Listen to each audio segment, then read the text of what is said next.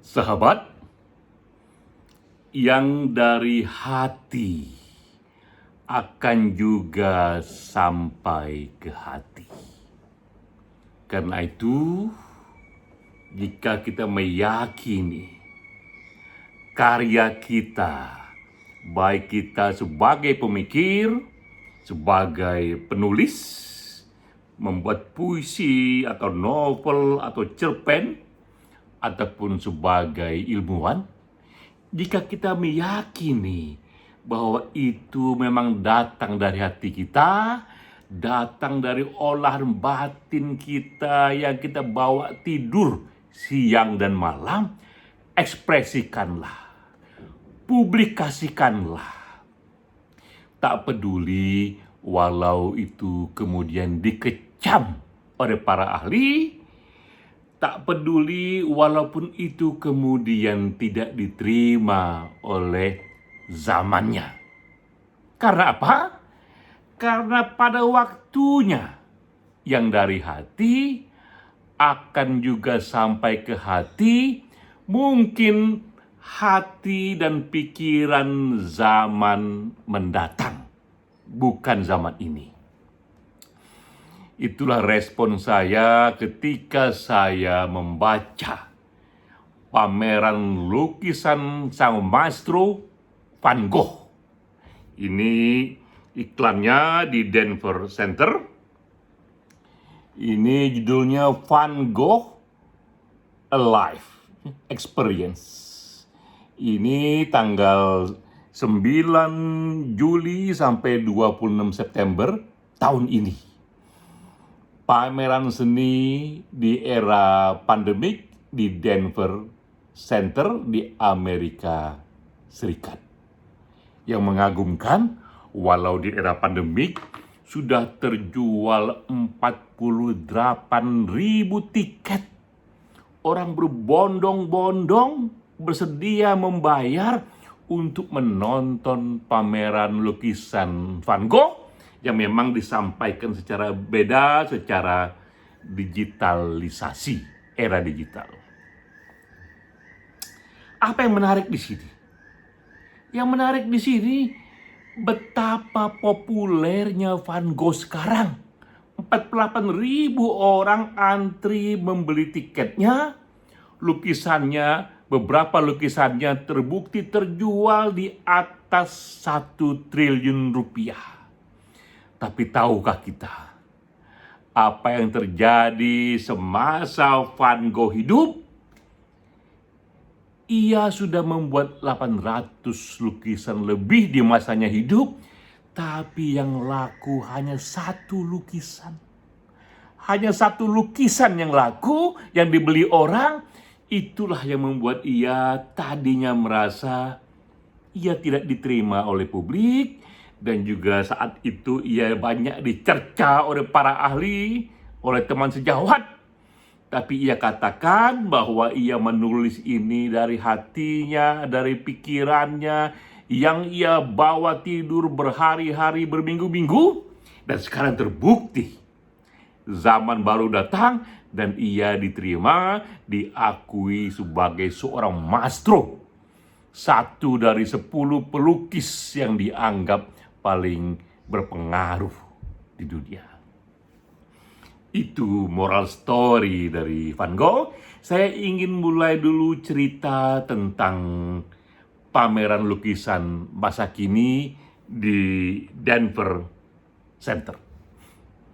Di era digitalisasi, di era masa kini, pameran lukisan itu tidak lagi seperti dulu, di mana kita lihat di satu dinding itu dipajang lukisan secara kaku, entah itu 1 kali 2 meter atau 30 cm kali 45 cm, dipajang secara kaku di dinding-dinding, lalu kita bergilir, berjalan melihat lukisan itu seperti dulu. Sekarang sudah berbeda. Itu juga yang membuat Denver Center ini begitu diminati, karena lukisan sudah digitalisasi dan ia diproyeksikan besar sekali ke dinding. Satu lukisan yang 1 kali 2 meter tiba-tiba menjadi 10 kali 20 meter. menempel di dinding, bahkan di plafon-plafon. Dalam satu ruangan kadang-kadang penuh itu. Di dinding kanan, dinding kiri, dinding depan, belakang, dan juga di plafon. Penuh dengan gambar satu lukisan yang skalanya raksasa. Dengan kualitas gambar yang minta ampun, detail dan bagusnya. Karena kita sudah sampai pada era digital. Yang lebih mempesona juga, kadang-kadang katakanlah ini lukisan Van Gogh, ladang yang kuning, lalu ada burung-burung terbang, tapi dalam lukisan statik itu burung terbang, tapi juga diam dia, statik dia, terpotret dalam lukisan. Apa yang terjadi sekarang ini di era digitalisasi? Lukisan itu besar sekali terpantul di dinding 10 kali 20 meter, lalu burung itu melalui teknik video tiba-tiba terbang dia. Tak hanya terbang dan berbunyi, cik, cik, cik, cik, cik, cik. Hidup dia sebagai satu pameran. Juga kita lihat misalnya pameran tentang satu lukisan tentang badai. Tidak hanya muncul besar sekali di plafon, di dinding, di kanan kiri kita, gambar lukisan tentang badai itu, sehingga seolah-olah badai memang ada di sini. Namun terdengar pula suara badai yang menggelora, suara angin, suara pohon-pohon yang jatuh, seolah-olah hidup dia. Jadi dilayani juga telinga kita di samping mata kita. Juga kadang-kadang lukisan tentang kebun bunga yang warna-warni, tiba-tiba tercium oleh kita harum semerbak bunga-bunga warna-warni. Begitulah teaterisasi dari lukisan di era digital. Semuanya itu dibuat melayani yang dia sebut multiple sensory. Sensor kita ini secara multiple dilayani. Tidak hanya mata, tapi juga telinga, juga hidung. Hidup dia dilayani melalui proyeksi digitalisasi itu. Sudah sedemikian jauh bentuk pameran lukisan yang sudah diteaterisasi, digitalisasi, ditambah dengan animasi. Kadang juga dibuat dia menjadi 3 dimensi. Dan bagaimana di era pandemi? Bagaimana mereka menyelenggarakan satu pameran seni, lukisan di era pandemi? Pun itu mereka menyesuaikan diri. Biasanya lukisan itu di satu gedung besar, ya, ada di beberapa ruangan. Dan di setiap ruangan itu sudah mereka sediakan spot kursi, tempat orang duduk. Tapi jarak-jarak kursi itu sudah mereka susun sedemikian rupa, mematuhi social distancing. Kadang-kadang di ruangan lain tak ada kursi, tapi spot orang berdiri, tapi tempat berdiri pun sudah diberikan lingkaran, sehingga orang hanya dibolehkan berdiri di sana. Atau ketika ia mau bergerak, ia harus lihat dulu bahwa spot di sana kosong, dia pun bergerak ke sana. Begitulah diatur satu pola pameran di era pandemik, ya. Dan ada juga di sana tim panitia yang tetap menjaga bahwa segala social distancing ini diperhatikan. Jadi kita lihat bagaimana masyarakat maju, mereka mengatakan bahwa pandemik ini sudah terlalu lama, tak bisa lah ini kita dilarang untuk mengunjungi pameran seni. Pameran seni juga kebutuhan kita, seperti kita butuh untuk sehat, kita pun butuh untuk melihat keindahan, dan inilah polanya itu.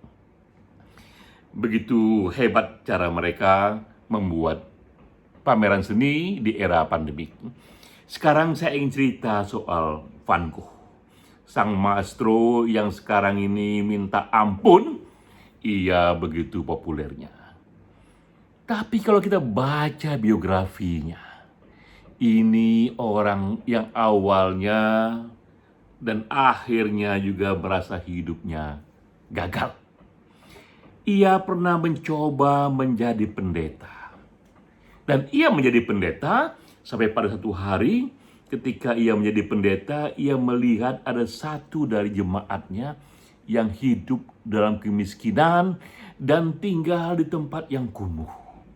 Muncullah gagasan sang maestro ini. Ia katakan kepada umatnya bagaimana kita bertukar tempat. kau tinggal di tempatku di gereja, kamar yang bagus, yang hangat, ya. Dan aku tinggal di tempatmu yang tidur di atas jerami itu. Dan dikerjakan. Jemaatnya tinggal di tempat sang pendeta. Waktu itu dia menjadi pendeta, menjadi misionaris, ya, semacam pendeta. Dan ia sendiri tinggal berhari-hari di rumah umatnya yang kumuh itu, di atas jerami itu tidurnya. Sehingga waktu-waktu ia pun dipanggil oleh kepala gereja, dikatakan, Van Gogh, idemu mulia, tapi pendeta yang tinggal di rumah kumuh di atas jerami ini menjadi pembicaraan publik dan menurunkan wibawa pendeta, menurunkan wibawa gereja. Karena itu kau dilarang tinggal di sana. Tapi Van Gogh melawan dan akhirnya ia pun dipecat. Jadi kita lihat, ada untungnya Van Gogh dipecat sebagai pendeta. Jika ia terus menjadi pendeta, tak akan lahirlah itu aneka lukisan-lukisannya yang minta ampun sekarang ini berpengaruh dan dipuja-puji di sini dan di sana. Kedua, yang unik dari Van Gogh ini, dalam hidupnya ia sudah membuat 800 lukisan. Ia coba ikut pameran di sini, di sana, dan betapa sedihnya ia tak hanya dikecam oleh para kolega, tak diterima oleh para ahli. Waktu itu jika hanya itu yang ia terima, ia bisa berkata bahwa ia tak diterima karena ini kompetisi, persaingan. Tapi juga ia melihat sendiri, dari 800 lukisannya itu, seperti yang tadi saya katakan di awal, hanya satu yang laku. Dan ia pun kembali merasa menjadi seorang pelukis yang gagal. Bagaimana bisa? Bagaimana mau dikatakan sukses jika hanya satu lukisan yang laku, sehingga ia pun kesusahan hidupnya. Ia hanya hidup survive karena dibantu oleh adiknya yang bernama Theo. Unik terjadi padanya berikutnya adalah ia mengalami depresi dan ia potong kupingnya sendiri. Ia potong kupingnya dan kupingnya itu ia bungkus pada kain koran, ia kirim kepada komunitasnya di sebuah kafe. Dan dikatakan melalui kurirnya bahwa ini dari Van Gogh. Cuma orang kaget melihat bungkusan itu, kok ada darah. Dibuka, itu kupingnya Van Gogh. Sehingga akhirnya baik Theo adiknya ataupun orang tua Van Gogh merasa Van Gogh ini mengidap sakit jiwa. Mulai ketika ia jadi pendeta yang tiba-tiba tidur di jerami, di kamar seorang umat, dan umatnya ia suruh tinggal di tempat ia selaku pendeta, hingga ia potong kupingnya dan ia pun dikirim di rumah sakit jiwa. Jadi sang maestro ini pernah tinggal lama di rumah sakit jiwa. Untungnya rumah sakit jiwa menyediakan tempat bagi sang maestro untuk berkarya. Dan disitulah hebatnya, justru di rumah sakit jiwa itulah lahir begitu banyak karya-karya masterpiece-nya. Ada satu lukisan yang judulnya itu Dr. Gachet. Ini gambar seorang dokter yang lagi merenung. Itulah Dr. Gachet yang memang sering berkunjung kepada Van Gogh, mencoba berdialog padanya, mengobatinya, dan memberikan hiburan padanya. Begitu berkesannya Van Gogh dengan Dr. Gachet ini, sehingga ia hadiahkan, ia membuat lukisan tentang sang dokter. Ia membuat juga lukisan yang juga terkenal mengenai kamarnya di rumah sakit. Bagaimana itu posisi ranjangnya, dinding segala macam itu, sehingga tergambar tidak hanya ruangan itu secara apa adanya, tapi penuh dengan emosi-emosi yang tergambar dari warna-warni ataupun goresan dinding, goresan tempat tidurnya itu, terasa emosi-emosi yang pekat di sana. Yang istimewa lagi adalah di malam hari, walau ia tinggal di rumah sakit, dari jendela ia sering melihat itu bintang-bintang malam yang begitu indahnya, begitu hebatnya, dan ia pindahkan ke kanvasnya, diberi judul Starry Night, malam berbintang. itulah yang dianggap lukisan paling populer dari Van Gogh, Starry Night. Lukisan ini bahkan menjadi lagu. Julio Iglesias menyanyikannya, Starry, Starry Night, di di di di di di di. Saya tidak hafal liriknya, tapi itu nadanya. Itu lagu dibuat tentang lukisan ini. Dan Van Gogh menciptakannya di rumah sakit jiwa. Saya dulu waktu tinggal di Amerika Serikat, pernah juga datang ke Denver dan membeli poster-poster berisi lukisan para maestro, Salvador Dali, Picasso, termasuk dari Van Gogh ini. Nah, dari Van Gogh, lukisan Starry Night itulah yang saya beli, dan saya ingat saya sempat letakkan itu lukisan di depan tempat saya tidur, sehingga sebelum saya tidur setiap malam, saya lihat lukisan itu. Saya hidup bersama lukisan itu berminggu-minggu sampai akhirnya saya lepaskan itu lukisan. Karena dengan melihat lukisan itu saya tidak tidur, malah pikiran saya terus berimajinasi. Jadi kita lihat, justru tinggal di rumah sakit jiwa itulah sang maestro ini mengeluarkan semua potensi terbaiknya. Dan juga yang unik dari Van Gogh, ia membutuhkan channeling, ekspresi menyatakan perasaannya kepada orang lain.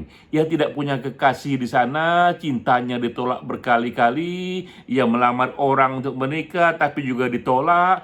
Ia punya teman hidup tapi ini dianggap oleh keluarganya tak layak karena ia seorang pekerja seks komersil, ya. Sehingga satu-satunya tempat dia berekspresi yang paling bisa ia kerjakan adalah mengirim surat kepada adiknya Theo yang tinggal di tempat yang berbeda. Ia mengirimkan surat begitu seringnya, total jumlah surat yang ia buat itu sekitar 800 surat. Yang 80%-nya ia kirim ke Theo, sisanya dikirim ke tempat-tempat lain. Begitu unik surat-suratnya ini, sehingga akhirnya suratnya pun dibukukan oleh adik iparnya. Jadi Theo adiknya punya istri. Ketika Van Gogh meninggal, ketika Theo meninggal, sang istri melihat tumpukan surat yang banyak sekali. Ternyata itu memang surat dari Van Gogh, dikumpulkan oleh sang istri. Dan waktu itu Van Gogh udah mulai dikenal namanya. Ia dikenal justru ketika sudah wafat. Surat-surat itulah diterbitkan oleh adik iparnya dalam 3 volume. Kita pun akibatnya mengenal Van Gogh banyak dari surat-surat itu. Walaupun hidupnya begitu tragis, tapi di surat-surat itu kita dapatkan 1-2 keyakinan. Van Gogh bercerita kepada Theo adiknya bahwa ia merasa pada akhirnya lukisannya akan diterima karena ia membuatnya, melakukannya dengan segenap penuh jiwa dan raganya. Katanya dirinya tumpah di lukisan itu. Dan terbukti sekarang, setelah ia wafat, ia pun dianggap tidak hanya sebagai seorang maestro raksasa, namun juga ia ikut menciptakan gelombang baru seni lukisan. Di era ketika ia hidup, waktu itu terkenal gerakan seni yang namanya itu Impressionism. Ini gerakan seni lukis di abad 19 dari Prancis yang filosofinya kira-kira mengatakan bahwa lihatlah realitas ini apa adanya, tapi lihatlah pantulan cahaya di setiap benda-benda itu. Pantulan cahaya itu ingin menyatakan sesuatu, lihatlah, tangkaplah, dan pindahkan ke kanvasmu, tapi gunakanlah itu warna-warna yang primer. Jangan digabung-gabung, warna merah, kuning, putih, hijau, dan lain-lain. Biarkan muncul warna-warna itu apa adanya, tak perlu dicampur, dan seakurat mungkin potretlah cahaya-cahaya yang muncul di objek realitas itu. itu awal munculnya gerakan impresionisme. Tapi Van Gogh tak puas.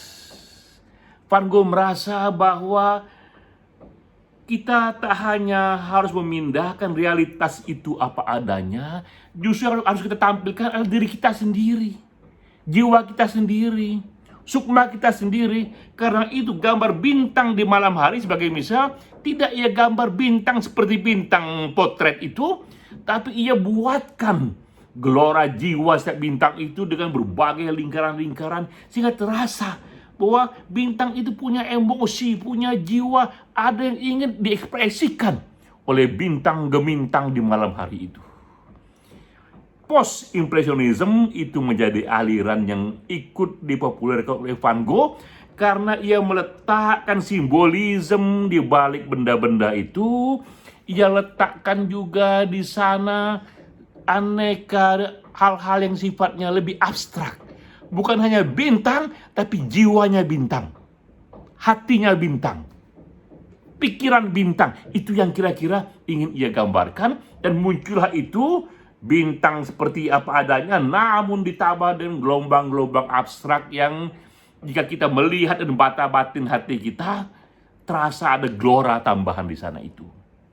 Jadi Van Gogh pun dianggap ikut mempelopori datangnya post-impresionisme itu. Itu salah satu sumbangan yang besar dari Van Gogh.